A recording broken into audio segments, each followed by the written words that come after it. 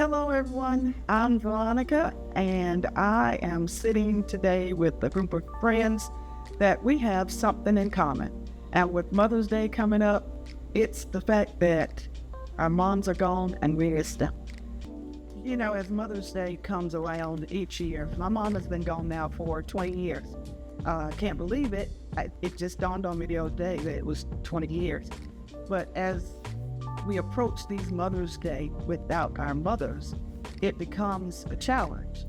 And over the years, I've given myself permission for different things. And that's something that I think could be shared with the world. So giving ourselves permission to grieve, giving ourselves permission to not be okay, giving ourselves permission to heal, and giving ourselves permission to celebrate our mom. I think if we can rally together and give ourselves permission for those things, collectively, because we're not made to do life alone, collectively, we can promote healing for everybody. I believe it's that big. I believe it's not just us. And so that's what I want us to talk about today. Giving ourselves permission to grieve. What does that look like? For me, it has been giving myself permission to feel sad. When I feel sad, I feel sad. If someone asks me, how are you today? If it's one of those days that I feel sad, I'm not going to say I'm okay. I feel sad. How have you all dealt with giving yourselves permission to grieve, if you've ever had it? I would say for me, the way I've dealt with giving myself permission to grieve is understanding that it's okay to stay. And so when that moment comes that I just need to, be by myself or just have that quiet time, I'm okay with doing that. But I'm also at a point to where I know I can't stay there. Right. So Absolutely. I give myself permission to have that moment, but then I got to pull myself back out. That's key. Right. Because I don't want to stay there. That's key. What about you, Courtney? I'm still working on that, if I'm being honest. Absolutely. I'm still working on that, making sure not to, like you said, sink down into the moments of grief when they come up, and making sure that I'm being honest. If somebody asks me, am I doing okay? Or if it gets around Mother's Day, just being honest and saying, hey, well, I'm not doing that good today. And if I shoot you a text? Yeah. Today's not a good day. Yeah. I got you. So being able to be in communication with people that have had similar loss, and reaching out to them, because I might not know, they might not be having that great of a day either right now. Right. So still working on that. Got it. What about you, Dan? I guess I agree with the rest of you guys. I'm still working on it, realizing that this is a natural process or adjustment, so I say, because it's new for me. Absolutely. And when you go through this, whatever, Been gone. she's been gone a year, Yeah. and it's a tragedy. It's like unexpected, and that's a whole nother level of grief right there by itself. And the unknown, the unsaid, the stuff that you didn't get to say, Right. and being okay with that, because life flips on everybody, life happens to everybody, and That's right. that's my way of dealing with it. When I have my moments, I have my moments. Right.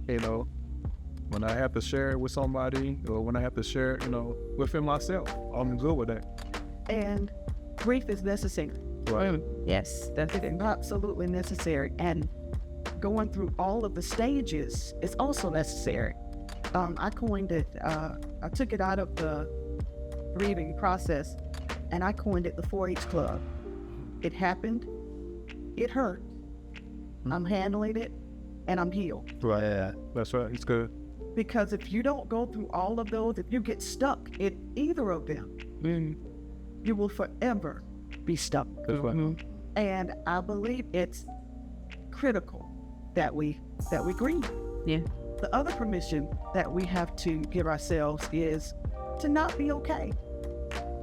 And I settled in that once I came to the realization that that was my mama. I knew I had 4 sisters. That was my mama and I wasn't gonna get another one. That's right. So there are times, out of the blue, even after 20 years, it's gotten better because I don't allow myself to sit, as William said. But those moments where I'm not okay, it's okay. That was my mama. And like I said, I'm not getting another one. So to give yourselves permission, and all those who will hear this, what does that look like to give yourself permission to not be okay? Because society says after a certain point, That's you right. should be okay. Right. Yeah. So how do we change that narrative? I think a part of changing the narrative is doing things like this, number one. And also, regardless of how other people feel about it, doesn't really matter. It's like my whole process. Right. It's okay for me not to be okay today. And I'm not gonna feel bad about it. I'm not gonna feel ashamed about it. I believe that me being honest with myself That's critical. is a big part of the process. Right. Because I can walk around and put on a smiley face, but at the end of the day, that smiley face is not gonna change how I feel on the inside. Because you're going home with you. Right, right. That's right.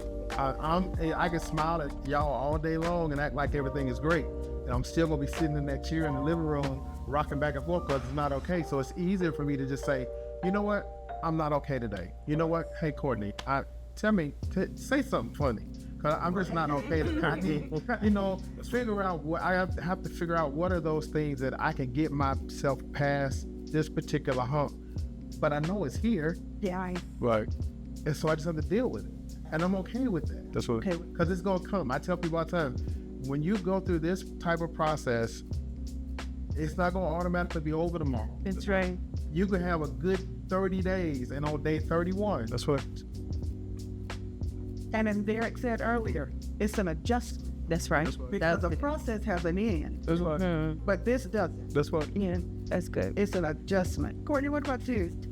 I think the most important thing that helped me with not being okay is recognizing that everybody else's strategy doesn't have to work for me. That's your And it's nothing wrong with me because their strategy didn't work. And it's okay for me to find one of my own. It's okay for me to pray and ask God to give me one of my own.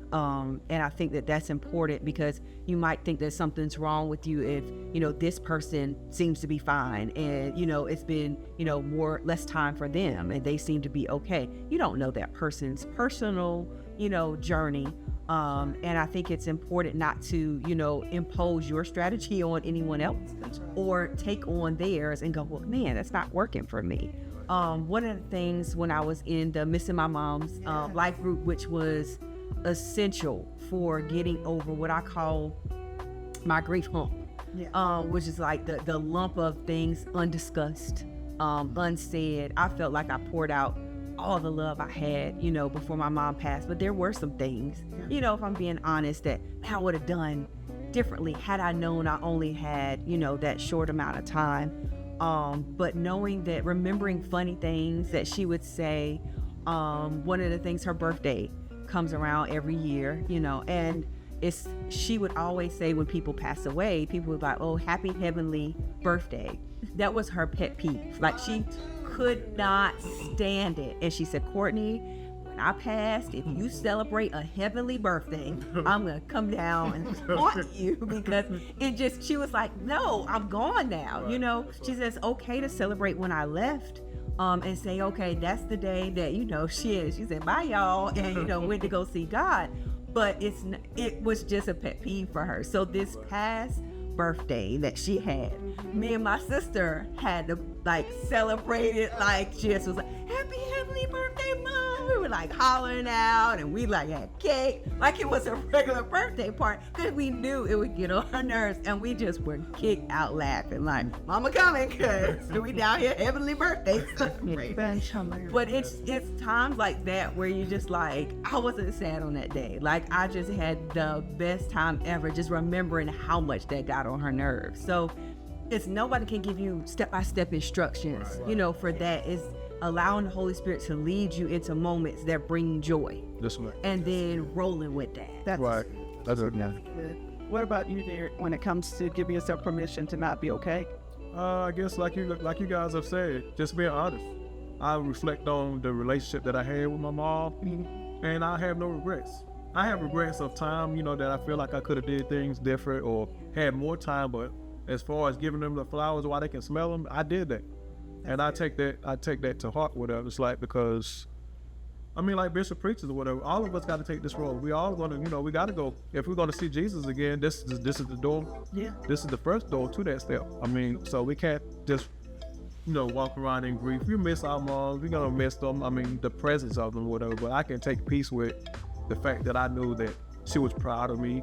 Yeah. I did things for her while she knew I did them. I did them, without reserve. I just did them because that was Someone that still has their mom, to hear that, I would hope, that's right. would give them an even more reason That's right. to celebrate their moms, to do for them, That's right.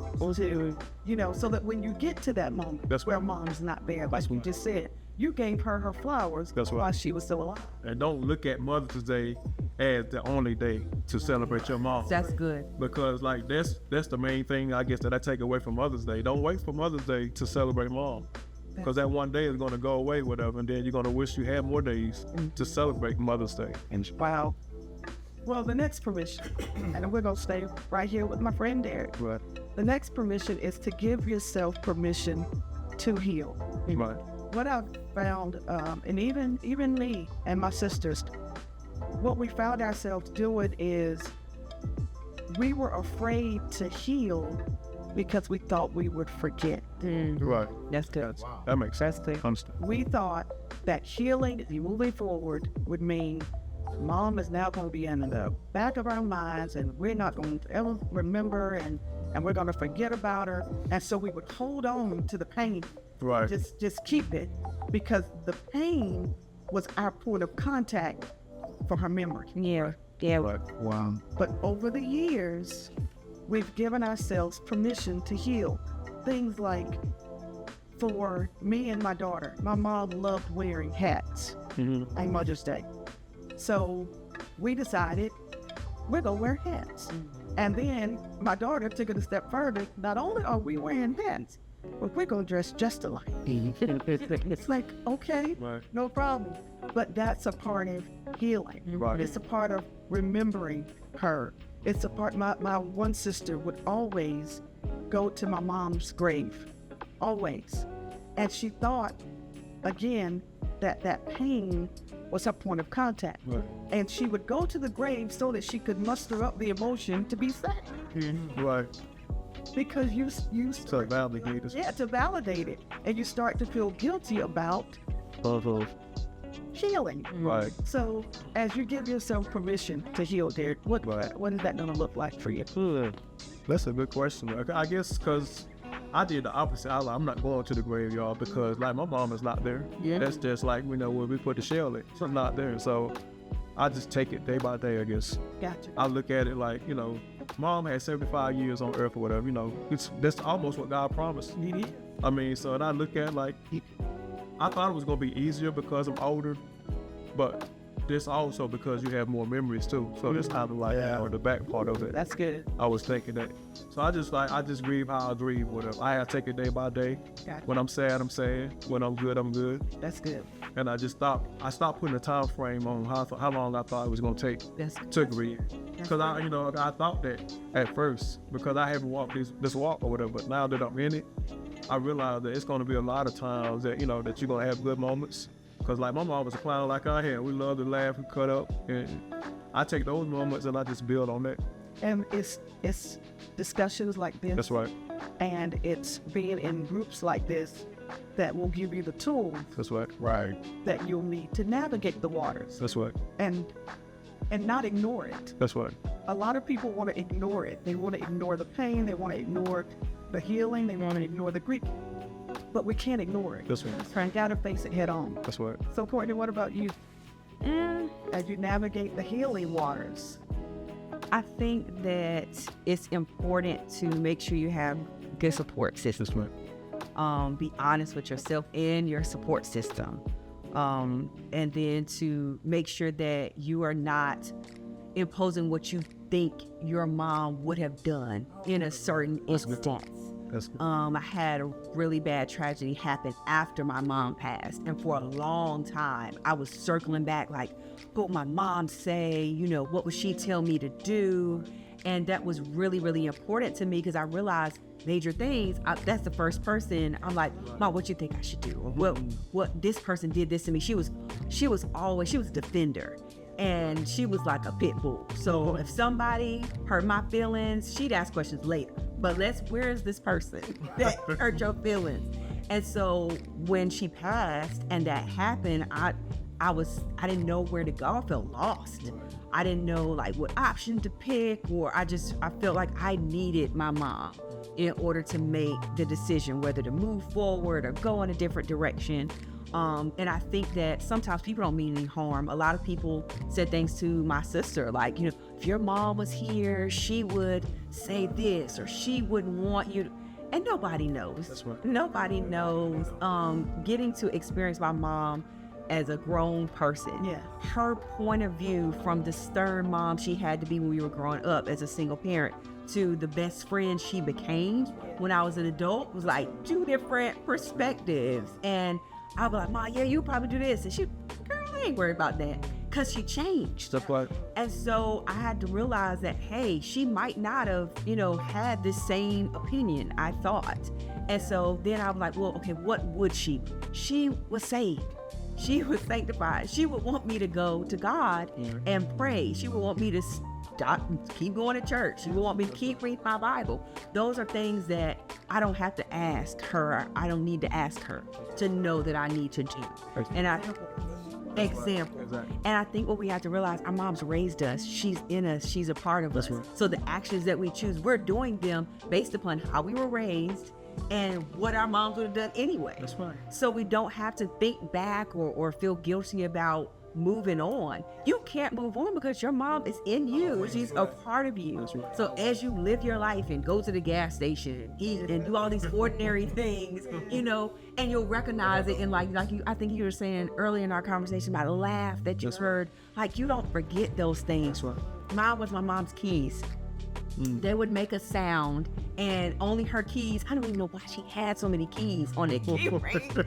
I don't know where they went to. But when those keys, I could recognize the sound of her keys. I knew when she was in the room or when she was coming down the hall. That's good. I knew the sound of her keys.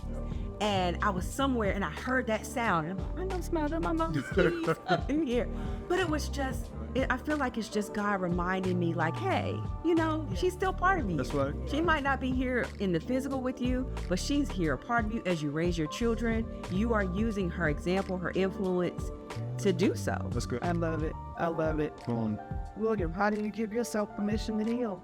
Well, my giving myself permission to heal actually came in the form of a rebuke from God. I talked to you guys about how I felt after my mom passed. She passed in 2018.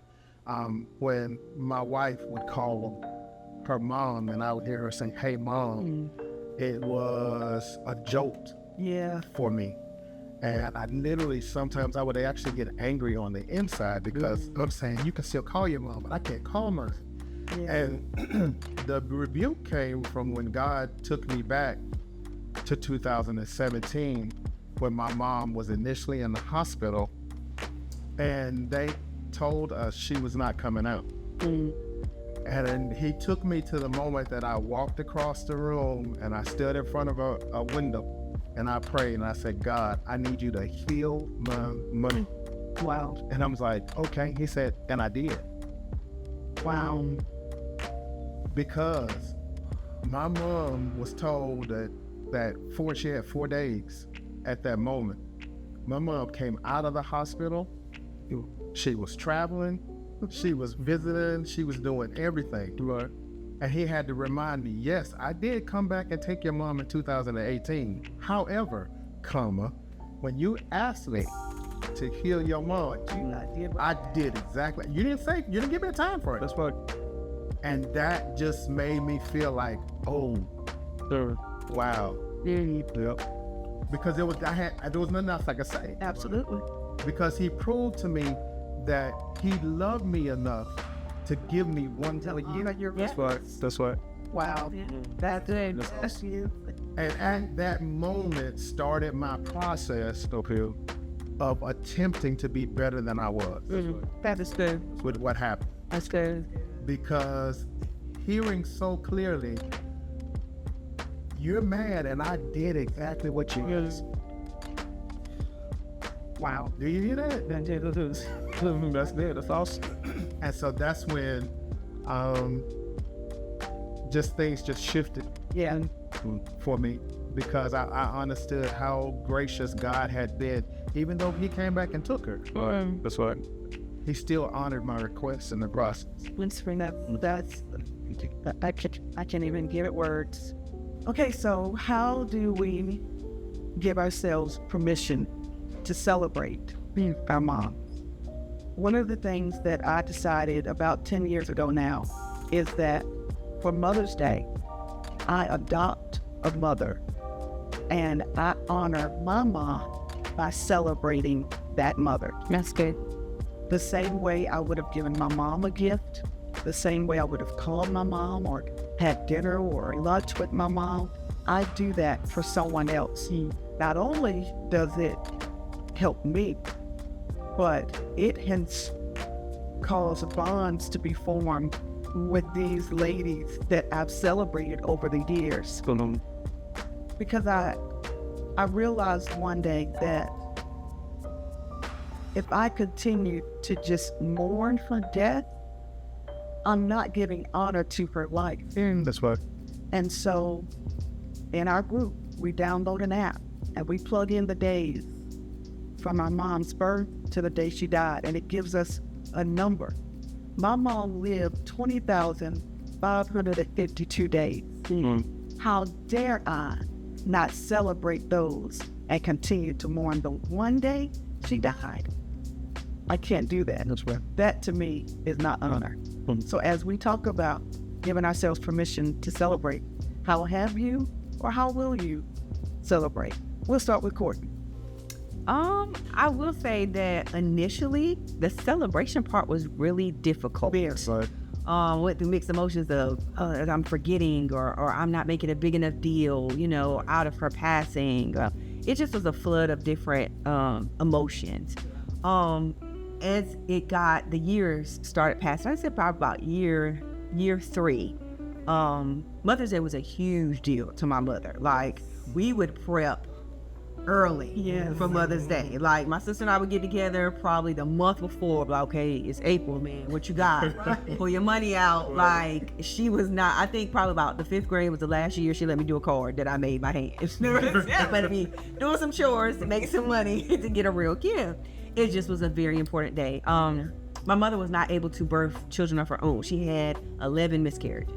And so when she adopted me and my sister, it was like, that was Mother's Day. Absolutely. Like, so for the role of her being a mother, something she thought she would never have, like, Mother's Day was like, you better, like, that was her day. One of the regrets that she told me about prior to her passing away was that she did not take enough time to just stop going and spend with us. Right. We would take like random days and go to the beach. Like, she would come check us out of school. We would get ice cream, like, just because it was Wednesday, we would do stuff like that. And I felt like it was enough. But she said that she felt like she was just so work driven, trying to get to the end. Right. And like, when I get here, then I'll spend, more time with the grandkids, or I'll spend more time with the kids. And she told me that she regretted not making the most out of the Saturdays or the Sundays, the times that we did, have.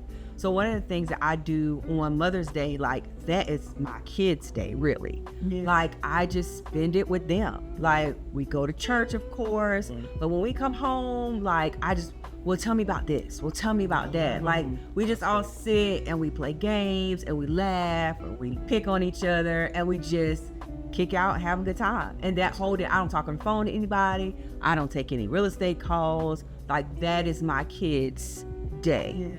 And so we're making memories, but while I'm also remembering her. Absolutely. And how much that would mean to her to have been present to see what she impacted. Because the reason I'm able to be a good mom is because she was a good mom. That's right. And the reason I even had a desire to be a mom is because she was my mom. Yeah. So just to be able to look in my children's faces and see how happy they are to give me their little homemade card, or even, you know, I have an 18-year-old now, so he goes and buys gifts or orders them on Amazon and tells me not to get them, and just to see the joy on their faces of giving, That's right. giving me time and giving me gifts, it helps me to celebrate who she was, and the impact she had on our family. That's What about you, Derek? I know it's been a year. I guess I do the same.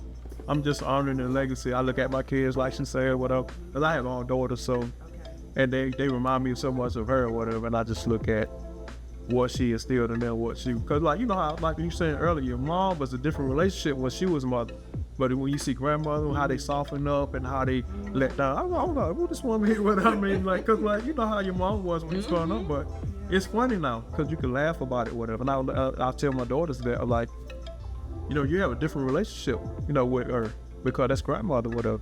And I look at that and I honor her through just keeping them on the straight and narrow, whatever. Cause like now they all go to church, or they might, you know, everybody stray a little bit with it. But the seed is there, and the seed was planted. And like saying, you know, God say somebody else might have to water it, and you know, but we can still nurture it, whatever. We all, like saying, did our straying, so to speak, whatever. But we don't have to stray. That's a choice, or whatever. And I look at that as a part of the legacy that, you know, mom, she helped plant that seed because she planted the seed in me, whatever. So I take that and run with it. So What about you, Mr. Knight? Well, my mom was really big on family. We were always getting together for this, getting together for that. The sun came out, we all have a get together. It was that type of thing. She wanted the family to remain close. So one of the things that my sisters and myself that we strive to do is to make sure we connect on Mother's Day. That's cool. That, you know, we spend some time, even if we're not face to face, we may spend time via Zoom or however, we make sure that we're connected and we get that time to bring up memories and things like that. There have been quite, I think at least 2 times since my mom passed that we've actually either gone to my sister's house or even taken a trip together on Mother's Day weekend. Yep. So we're just spending time, you know, face to face. That's good. So that's just been a big thing for us the last couple of years, just to make sure that we're doing what my mom would want us to do. Yeah. And that's stay connected. I love it. Let's go with it. This conversation has been everything, and I hope it's been as much for you all as it has been for me. As we give ourselves permission to grieve, as we give ourselves permission to not be okay, as we give ourselves permission to heal, and as we give ourselves permission to celebrate, I'm hoping that conversations like this will give not only us the tools, but let us share the tools with others, and it can be a happy Mother's Day.